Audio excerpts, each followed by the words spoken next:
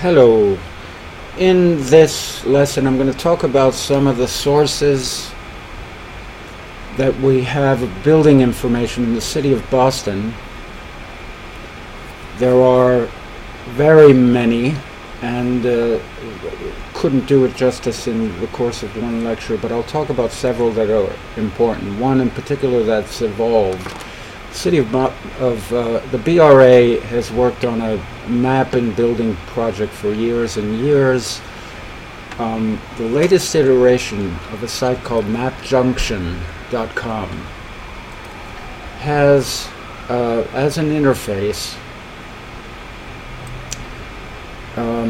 side-by-side views of different maps which you can set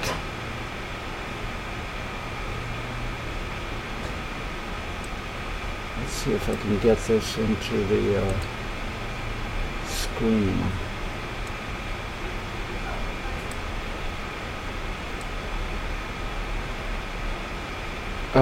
So historically, maps called Sanborn maps were prepared to describe building structure for fire insurance purposes. This is a antique atlas of Boston in 1917, and on the right, juxtaposed with it, are the Sanborn fire insurance maps from 2002. If we look and zoom in at the corner of 38 Bromfield Street in this alley that leads back into the Orpheum Theater, you can see the different representations. Pretty cool how it allows you to slide back and forth. So I would take that graphic and use it as an underlay for a Revit or a SketchUp model. You simply take it and scale it. There is no substitute, so let's say I wanted a dimension across 38 to 32 Bromfield. I would go there, as I did yesterday, and show you some images. These are the results of some building permit searches. Those are some other. So here are some images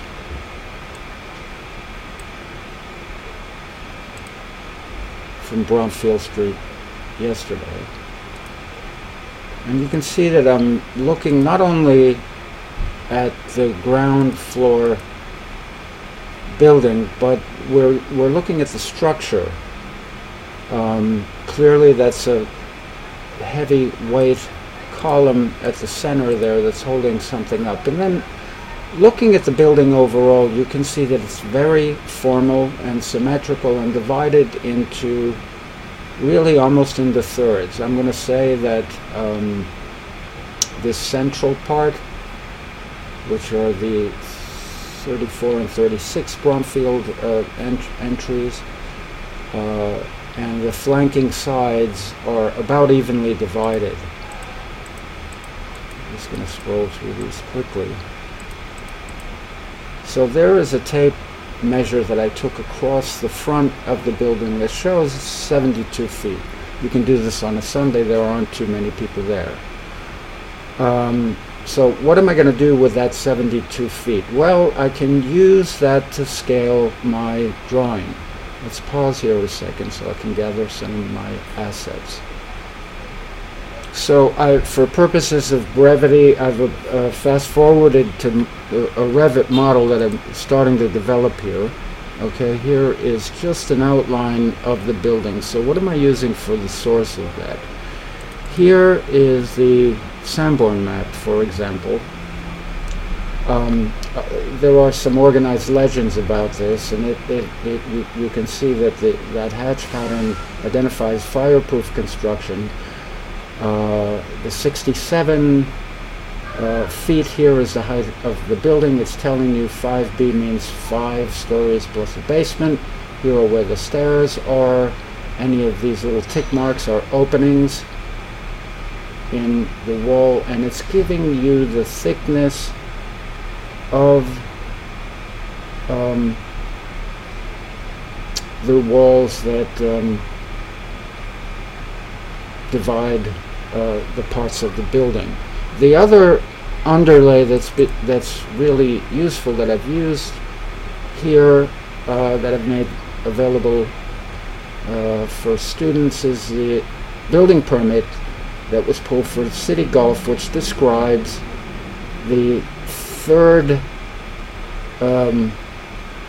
bay, if you will, of 38 Bromfield Street. So there are some fairly complete drawings with dimensions that can be scaled to represent 38 Bromfield Street. But they also help, these drawings also help scale overall and start to develop a pattern of grid lines and where the column locations are within the building. I'm going to fast forward again to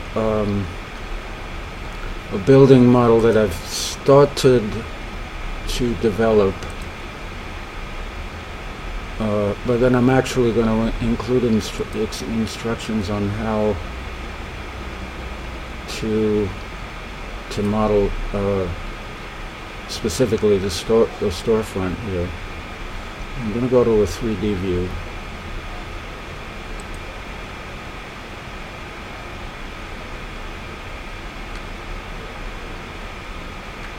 And divide using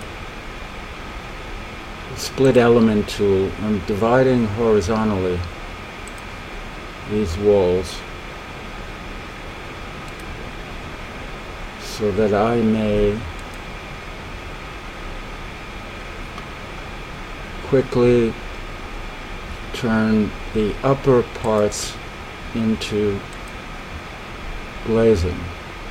Simply a matter of using the type selector to change the top part of the wall. You can unjoin those elements to a glass wall type.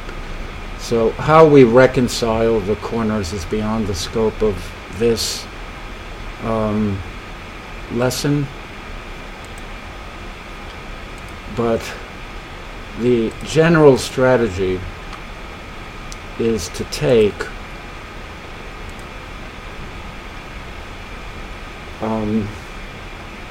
the outline or the profile of a series of walls, convert them to a glazed curtain walls. You can later divide those glass lights into grid lines, mullions, transoms, and all the other parts that you need, while keeping the base wall as sort of the sill for the project.